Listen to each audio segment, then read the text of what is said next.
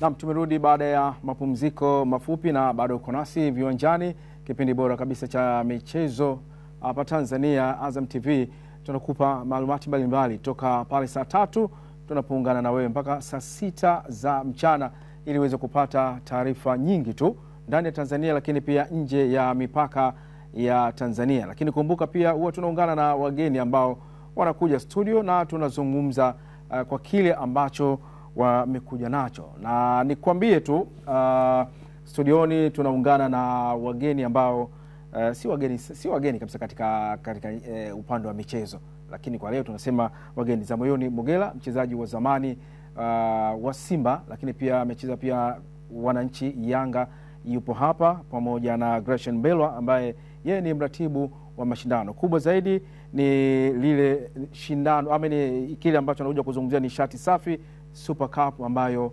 inafanyika pale mkoani Morogoro.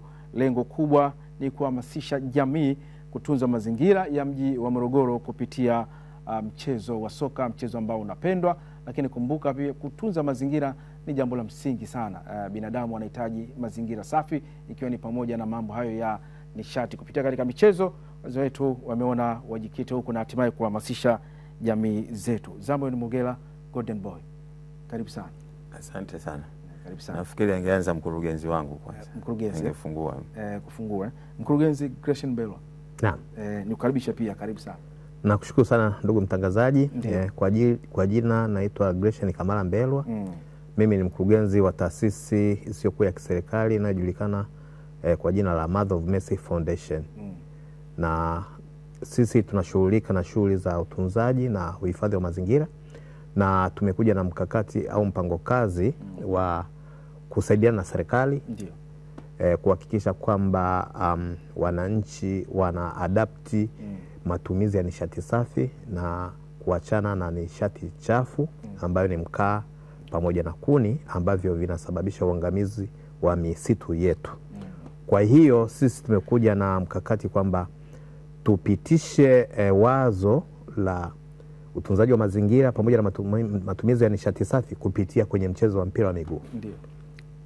Kama unavyojua ndugu mtangazaji kwamba mpira wa miguu ni mchezo unaopendwa sana duniani na hapa Tanzania vile vile. Watu wengi wanapenda mchezo wa mpira wa miguu. Kwa hiyo sisi programu yetu tumeamua kuanzisha ligi ya mpira wa miguu inayojulikana kwa jina la Nishati Safi Cup kwa mkoa wa Morogoro. Tumeanza na manispaa ya Morogoro yenye kata 29. Na tusisahau kabisa kwamba mkoa wa Morogoro ni chanzo kikubwa cha maji kwa mito mikubwa miwili, Ruvu pamoja na Wami. Na hiyo mito ndio inayoleta maji katika mkoa wa Dar es Salaam, ambayo maji hayo yanatumika kwa ajili ya viwanda pamoja na wananchi. Na mkoa wa Dar es Salaam ni mkoa wa kimkakati wa kibiashara pamoja na viwanda. Kwa hiyo ni eneo ambalo kwa kweli milima ya Uruguru ni muhimu sana na inahitaji uhifadhi wa hali ya juu sana. Na usisahau kwamba mkoa wa Morogoro pamoja na mkoa wa Pwani ni mikoa ambayo imekuwa ikifyekwa sana kwa upande wa miti. Wote tunashuhudia mikaa ambayo inabebwa kuja Dar es Salaam kwenye mabodaboda, kwenye maroli makubwa, pamoja na miti mingine na mijengo ya kujengea. Na hiyo miti yote inafyekwa kutoka kwenye mkoa wa Pwani pamoja na Morogoro ambako kuna vyanzo vya maji. Kwa hiyo sisi tukaja na program kwamba ili kuweza kudiscourage watu kukata miti lazima wapatie chanzo kingine. Sasa hivi kuna nishati mbadala. Kuna gesi, kuna majiko banifu, lakini wananchi wanahitaji kueleweshwa.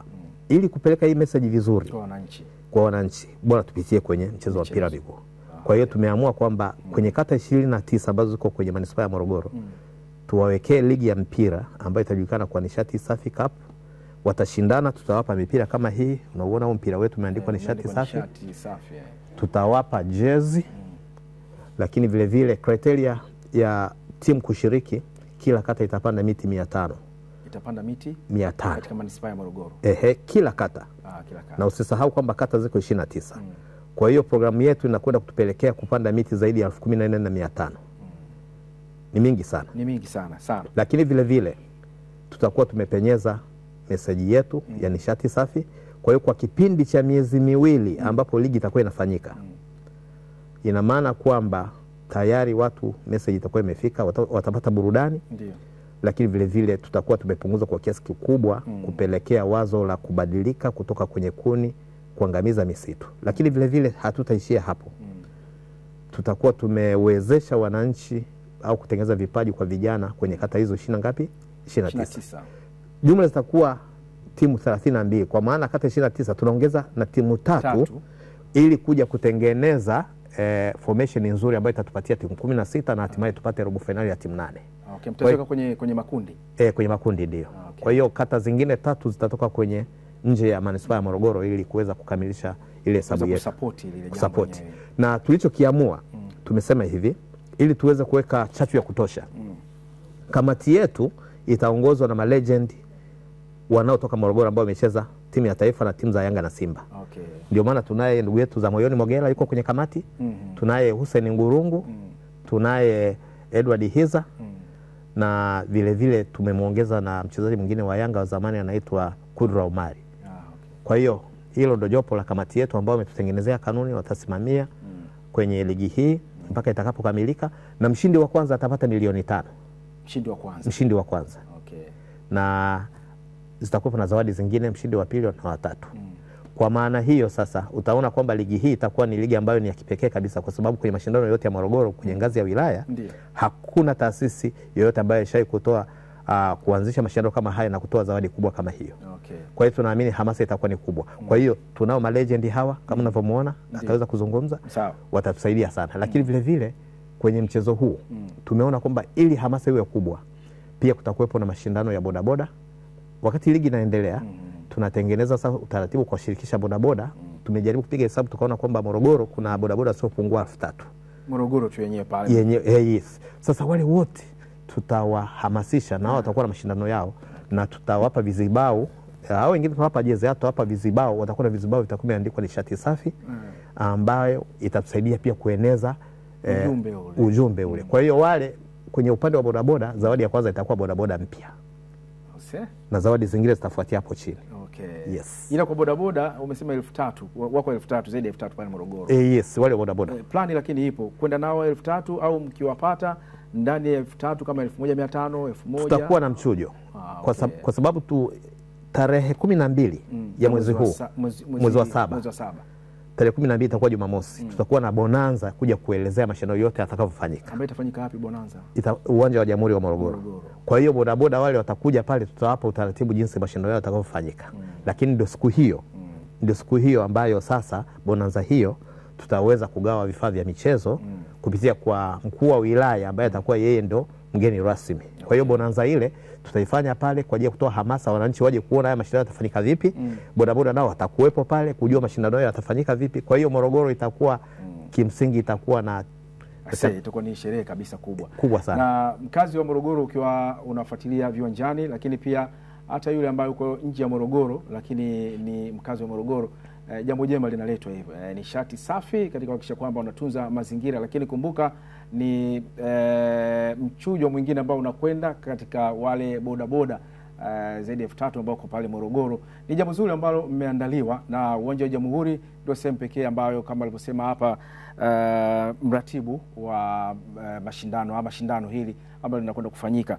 Watu wangependa kujua sasa katika hili ambalo mnakwenda kulianzisha. Bila shaka ni mara ya kwanza mnakwenda kulifanya. Na tarehe 12 usema Jamhuri pale ndio mnaenda bonanza la kuweza kuweka mipango mkakati. Na miezi miwili ndio litakuwa linakwenda hiyo nishati safi hilo shindano. Tuje kwako sasa Zamon Ngela. Amezungumza mratibu kwamba jambo limewachukua pia malegend wa zamani katika soka kuhakikisha kwamba message ifike vizuri kwa wananchi, kwa sababu sasa hivi mpira unapendwa na nyinyi mmecheza mpira zamani na majina yenu ni makubwa. Labda kazi yenu kubwa nyingine kuhakikisha kwamba wananchi wanapata message na vijana kuhakikisha kwamba wazee wetu hao walicheza mpira na sisi tuingie huko katika kuliangalia jambo la nishati. Mmejipangaje kuhakikisha kwamba message inafika salama na inafika vizuri kwa hao vijana hususan wakazi wa Morogoro? Kwanza ni jambo la kushukuru. Tuishukuru taasisi ya Mother of Mess kutuletea huo mpango mkakati kwenye wilaya yetu ya Morogoro mjini. Sasa walipokuja ilibidi watafute, unajua mgeni akija lazima upate wenyeji. Kabisa. Kwa hiyo tulipotafutwa sisi na wenzangu tukaona mpango mzuri, mpango wa kuhifadhi mazingira kwenye maeneo yetu kabisa. Mpango sahihi kabisa. Kwa hiyo tukapokea kwa mikono miwili, tukawakaribisha. Tukaanza kupanga mikakati yetu namna gani tutalifanikisha hilo jambo. Kwa hiyo tukaunda kamati ambayo ndio sisi tuko kama alivyoeleza. Ambao tutatengeneza utaratibu wa yale mashindano. Na bahati nzuri utaratibu unakwenda vizuri. Ndio kama alivyosema mkurugenzi, nafikiri kutokea tarehe 12 huko tunaweza tukawa tunaanza amsha ile. Ndio. Ya hii jambo letu Morogoro. Okay. Kwa hiyo kutokana na wenyeji wetu nafikiri uitikio unaweza kuwa mzuri sana. Watu wakisikia Mogela yupo, Ngulungu yupo, Simkoko, Kudra Umari yupo. Kwa hiyo kwa hilo tunashukuru, tumelifurahia na tuko naye bega kwa bega. Okay. Sawa, mkurugenzi, tukija kwako sasa. Hili ni la kwanza mnalifanya.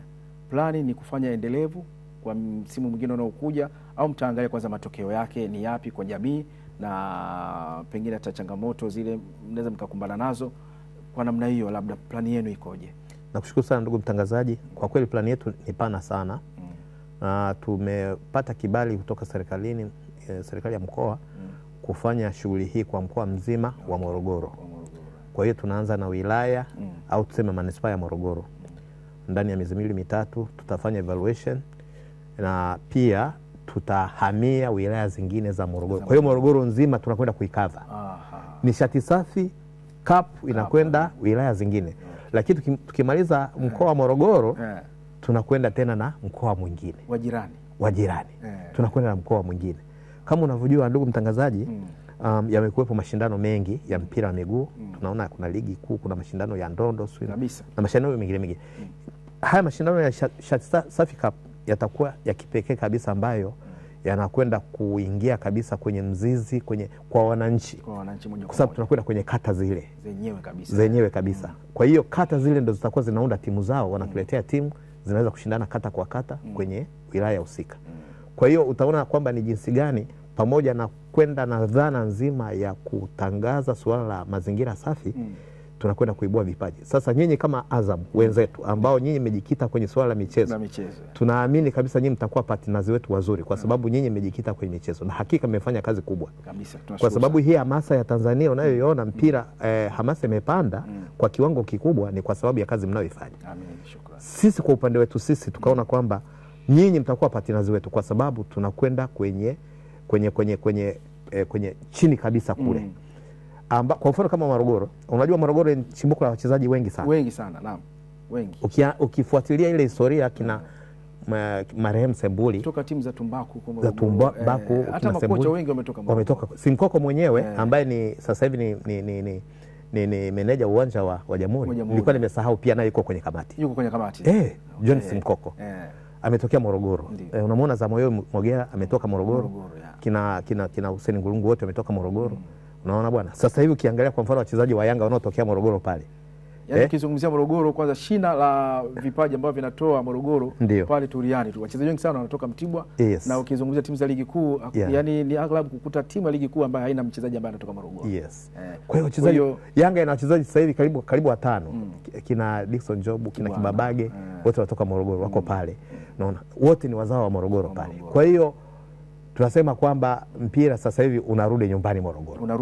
Na ukizingatia kwamba manispaa ya Morogoro, nilikuwa namueleza ndugu yangu hapa za moyoni kwamba kimsingi nyinyi mnakosa burudani kwa sababu Morogoro haina timu yoyote ambayo iko ligi kuu. Si ndio? Lakini kupitia nishati safi unaweza kukuta kwamba sasa hivi itakuwa, na sasa hivi kwa kweli hata mkuu wa wilaya amesema hiki tunaweza kusaidia pia tukapata nini? Timu Morogoro. Kwa sababu uwanja wa Jamhuri umekuwa dormant pale. Hauna timu ambayo inacheza. Na wajanja wote wa mpira wako Morogoro. Ndio maana vitu vingine kama unavyosema mkurugenzi, unaweza kujiuliza sana ukawa unashindwa kupata majibu. Miongoni mwa viwanja ambavyo vilikuwa vinatumika sana ni uwanja wa Jamhuri Morogoro. Kabisa. Rail wamecheza pale kwa muda mrefu sana. Miongoni mwa timu ambazo zilikuwa zinafanya vizuri. Kwa hiyo hiki ambacho mnakwenda kukianzisha kutoka kwenye shina inanikumbusha kama michuano ile ya shule za msingi, sekondari, UMISETA na UMITASHUMTA. Wachezaji wanatoka kule. Sawa sawa. Ukipeleka message kule hususan kwenye michezo unapata kile ambacho jamii inataka. Cream kabisa. Kwa hiyo nishati safi kwenye kata ndio kwenye tunasema ndio msingi wenyewe unatoka kule kwenda kuibua vipaji. Na naamini kabisa kupitia mashindano haya wachezaji wengi sana watapatikana ambao watakuja kulisaidia taifa hususan kwenye michezo. Kabisa. Na hii timu unayoiona hii kamati yetu ya kina Samuel Mogera, kina Ngurungu, kina Simkoko, kina Edward Hiza, sio kwamba tutaishia nao hapa kwenye haya mashindano. Hawa tumekubaliana kwamba tukimaliza tutabebana nao kwenda kwenye wilaya zingine, zitatusaidia kuratibu na pengine itakuwa ni kamati yetu ya kudumu kwa sababu wapo na wako tayari kutumika. Ndio. Kwa hiyo naamini kabisa kwamba tutapata vipaji vya kutosha.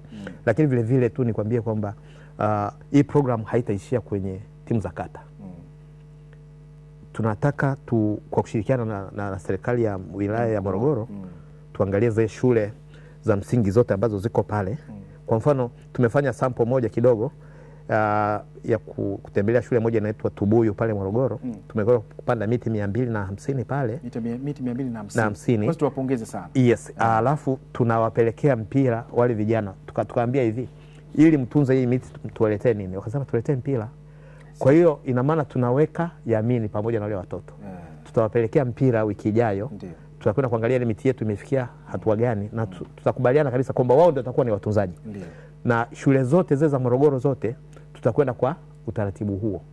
Tunakwenda tunapanda miti, alafu tunawapelekea mpira, na safari hii kwenye shule hatutaishia kwenye mpira wa miguu tu. Hata wasichana tutawapelekea mpira wa netball. Sasa ukishawapa mipira miwili, na maana ile miti ukiipanda wataitunza sahihi. Lakini watacheza pia mpira. Watacheza mpira, na ukiangalia faida ya kucheza mpira kwamba miti ndio imetufanya tupate mpira. Tuitunze miti. Yes. Kwa hiyo ni endelevu. Hawa jamaa tunao, tutaendelea kuwa nao. Na hiyo plani ni nzuri ya kupanda miti, na umesema mtasogea wilaya zingine za Morogoro. Na hatimaye baadaye mtakwenda katika mikoa ya jirani na hatimaye kuweza kusogea zaidi. Plani itakuwa ni hiyo ya nishati safi au plani nyingine itabadilika kutokana na mahitaji ya jamii? Kimsingi sisi tunakwenda na plani ya nishati safi mpaka kieleweke. Mpaka tuone kwamba mikaa, wewe mwenyewe nadhani ni shahidi. Tuone mapikipiki yale yanayopishana na malori, mtu amebeba, unakuta kijana amebeba magunia 7 yamemzidi kimo. Si ndio Ndio. Magunia 7 ya mkaa. Sasa ule mkaa umetoka wapi? Umetoka mapori. Sasa mpaka zile pikipiki tuone haziko barabarani. Tuone malori yanayobeba mkaa hayako barabarani. Ina maana kwamba watu wamehamia tayari kwenye nishati safi. Ina maana kwamba hii miti itakuwa inaongezeka. Vyanzo vitakuwa vinatunzwa vya maji. Hatutashuhudia tena mwaka ambao kama nakumbuka ilikuwa miaka 2-3 iliyopita Ruvu ilikauka. Ulikauka kabisa. Sasa ni kwa sababu vyanzo vile yale maji yamekauka kule, misitu ile imefyekwa, vyanzo vile kwa hiyo ina maana kwamba tutaongeza kiwango cha maji na ile miti tutafanya hivyo. Tutakuwa tunaangalia. Unajua sisi kama taasisi lengo letu sisi sio kufanya michezo afu tukaondoka. Tunataka tuangalie ile miti tuliyoipanda imeendelea kuwepo, na ndio maana tutakuwa tunaendelea kuwepo mwaka 1-2 mpaka tuhakikishe kwamba ile miti haiwezi kufa tena. Of course unapopanda miti 100, miti labda 10-15 lazima itapotea. Lakini kwa 90% faida itaonekana. Yes. Kwa hiyo lengo letu ni hilo. Samuel Mogera, labda pengine una neno la kuongezea kwenye hilo ambazo mkurugenzi amezungumza hapa kuhusiana na kuhamasisha jamii kuelewa nishati safi kupitia mchezo wa soka? Cha kuongezea ni kwamba unajua michezo inaunganisha jamii nyingi kubwa. Kwa hiyo kwa ubunifu huo nafikiri hili wazo linaweza likaenda vizuri na tukafanikisha kupitia kwenye michezo. Kwa sababu kunakuwa na mkusanyiko mkubwa na watu watakwenda kupata elimu pale ya mazingira, itatusaidia kwa kweli. Okay. Na mkurugenzi, labda nikija kwako, ukiwa muda pia unakimbia, lakini nije kwako kuhusiana na jinsi ya kuweza kuratibu. Kuna kuwaga na zile changamoto.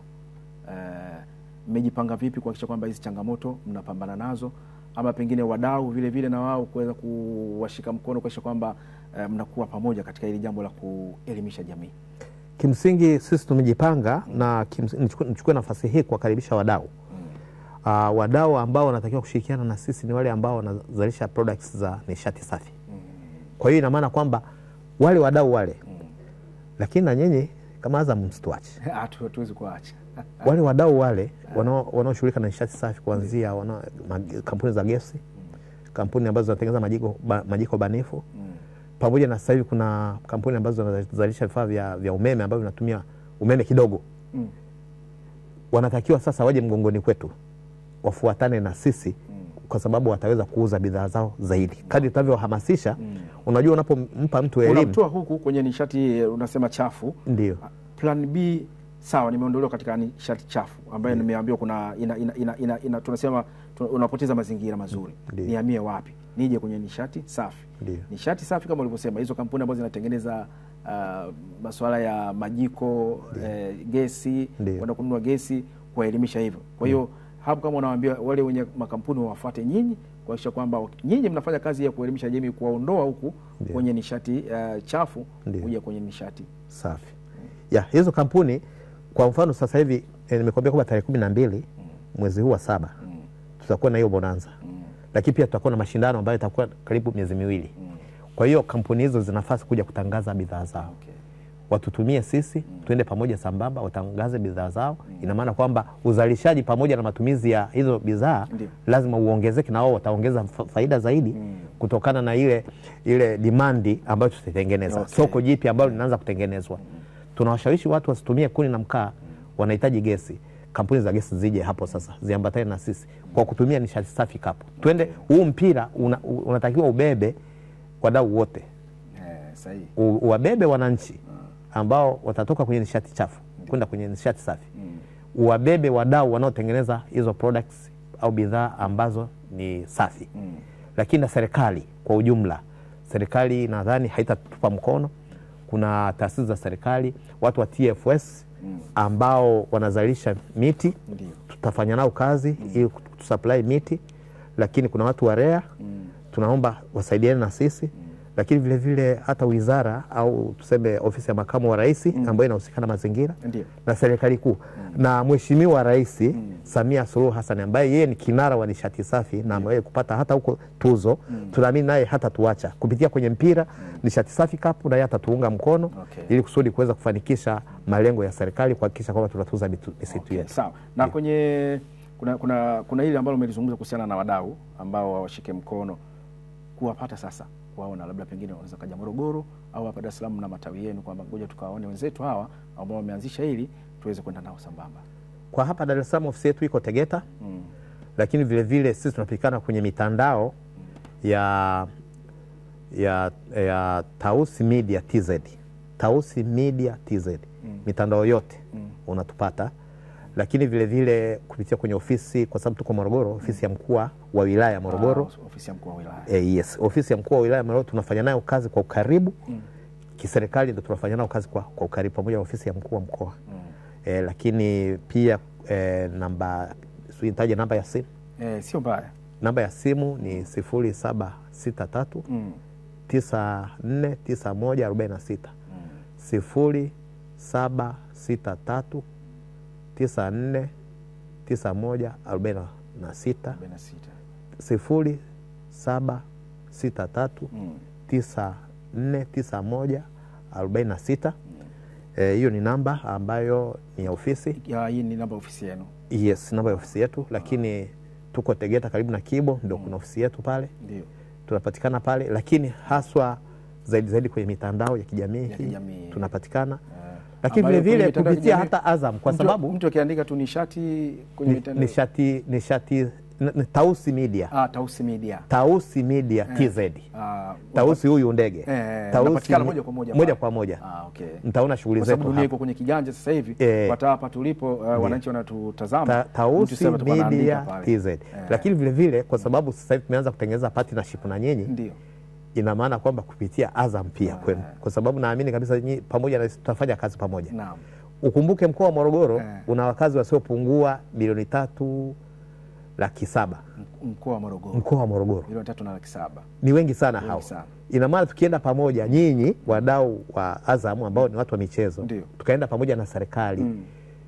Kuna mageuzi makubwa tunaweza tukafanya. Kwanza nyinyi pia kama watu wa media, ina maana kwamba pia ambao mnashughulika pia na biashara.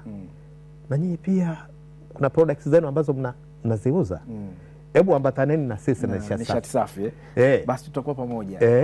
Ambataneni na sisi jamii ifaidike kote kote. Bilioni 3.7 ni watu wengi sana. Watu wengi sana. Kibiashara, kifursa ni watu wengi sana. Mpaka tuje tukave mkoa mzima, sisi wote tutakuwa tumepata faida kubwa. Kabisa. Sawa. Nashukuru sana. Na Zamoni, labda pengine kuna neno la mwisho la kuongezea. La mwisho tunawakaribisha sana kwenye mashindano yetu. Okay. Wadau wote wakaribie. Na sisi tutakuwa tunawaita hapa viwanjani kadri muda unavyosogea tu hiyo Julai 12. Kabla Julai 12 tutawaita ili tuweze kujua lengo limefikia wapi, kwa sababu bonanza bado siku moja ndani ya Morogoro. Basi mwitikio mkubwa katika uwanja wa Jamhuri pale, tutawaita hapa viwanjani. Nashukuru sana. Na mimi tutafanya kazi pamoja. Okay. Nashukuru sana. Na tulikuwa na wageni kutoka Nishati Safi ambao wamekuja kuzungumza, na umeona maadhimio ni mazuri kabisa kwa jamii yetu kuweza kutunza vyanzo vile, na jamii lazima ielimishwe. Ikielimishwa jamii, unaona mwamko unakuwa mkubwa na matokeo yake yanaonekana. Na mimi niwashukuru sana na nimewakaribisha tena siku nyingine. Julai 12 ndio bonanza nafanyika uwanja wa Jamhuri, lakini kabla ya Julai 12 bila shaka panapo majaliwa tutakutana nao tena hapa ili uweze kutupa mwongozo zaidi, na wewe mtazamaji wa Azam TV utafaidika na kile ambacho pengine mwongozo utatolewa hapa. Lakini nikukumbushe tu kwamba dabi ya Simba na Yanga ambayo ilimalizika jana katika uwanja wa Benjamin Mkapa, Innocent Alois kutoka Mwanza kule mwenzetu, yeye ana taarifa ya mashabiki wa timu zote mbili jinsi ambavyo wamezungumzia mchezo huu. Kwa majina anaitwa John Chief Kisura, kwa jina maarufu naitwa John Toto au John Yanga.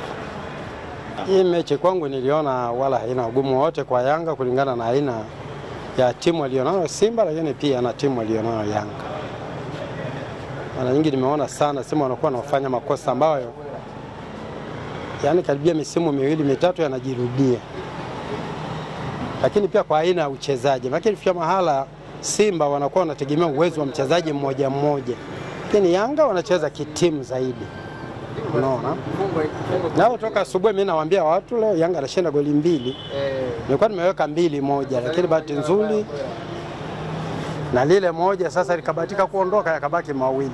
Kwa sasa hivi na maana hawana uwezo tena wa kuweza kupambana, labda pengine Yanga mpaka labda pengine Yanga waamue tu sasa hii timu sasa upinzani na ushindani utafanya nini?